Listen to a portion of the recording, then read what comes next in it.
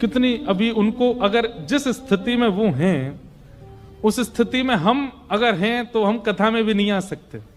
तो उनमें से एक देवी हैं सुदेवी। तो सुदेवी जी का काम है किशोरी जी का पुष्प श्रृंगार करना। लाडली जी जब विराजमान हो जाती हैं तो किसी की सेवा स्वर्ण श्रृंगार धराने की है, किसी की सेवा वस्त्र संवारने की है, किसी की सेवा। अब ये लीला जो है ये निकुंज की लीला है। कुंज, निकुंज और निभृत निकुंज तीन है। बहुत ध्यान से सुनिएगा, सबके समझ में आने वाली बात नहीं है, फिर भी कह रहा हूं मैं। कुंज में सब लीलाएं होती हैं। गोवर्धन लीला कुंज में होती है, नाग मर्दन लीला, कालिया नाग मर्दन लीला कुंज में होती है, वेणुवादन लीला कुंज में होती है, ठाकुर जी का मधुमंगल श्रीदामा के संग खेल कुंज में होता है। पर जैसे निकुंज में जाते हैं तो निकुंज में वहां किसी और का प्रवेश नहीं है। किशोरी जी हैं, ठाकुर जी हैं और अष्ट सखियां हैं। और निभृत निकुंज में केवल किशोरी जी और ठाकुर जी, वहां अष्ट सखियां भी नहीं है।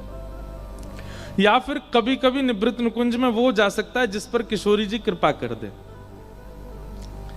तो सुदेवी जी की सेवा है पुष्प श्रृंगार की। और आप पुष्प श्रृंगार में इतनी निपुण है, बढ़िया बढ़िया पुष्प कहीं मिल जाएं, उनका काम ये पूरे दिन पुष्प ढूंढना और उन पुष्पों से सुंदर माला बना करके किशोरी जी को धराना। और आप जब पुष्पों की माला आदि बना करके लाती हैं, किशोरी जी के सन्मुख प्रस्तुत करती हैं, तो किशोरी जी इतनी रीझ जाती हैं इन पर, क्योंकि एक तो होता है पुष्प और पुष्प में सुई पिरो करके माला बना देना, पर ये पुष्पों की आकृति इतनी सुंदर बनाती हैं कि जब किशोरी जी देखती हैं तो बहुत देर तक देखती रह जाती हैं। और फिर सुदेवी जी के हस्तकमल देखती हैं, बोले कैसे बनाती हो आप, इतने सुंदर कैसे धराती हो। यही सखियों का सुख है, यही सखियों का आहार है, यही सखियों का जीवन है कि हमारी किशोरी जी हमसे रीझ के, हमसे नेक देर बतिया लें, बस हमारे भाव से वो प्रसन्न हो जाए। हमारी आपकी तरह नहीं, रोटी बनाई, सब्जी में नमक बुरको, हल्दी डाली, लगा दी, भोग है गयो काम नहीं। प्रेम में जैसी अवस्था होती है ना कि प्रियतम रीझे हमारे भाव से, वो सखियों की सेवा है, वो सखाओं की सेवा है। इसलिए हमारे वृंदावन रीति कहती है कि पहले अलियों को प्रणाम करो। अली मतलब सखी, आलियों को प्रणाम करो। वो कृपा करेंगी तब सेवा आवेगी, और जब सेवा आवेगी तब श्री जी का गुणगान गाओ।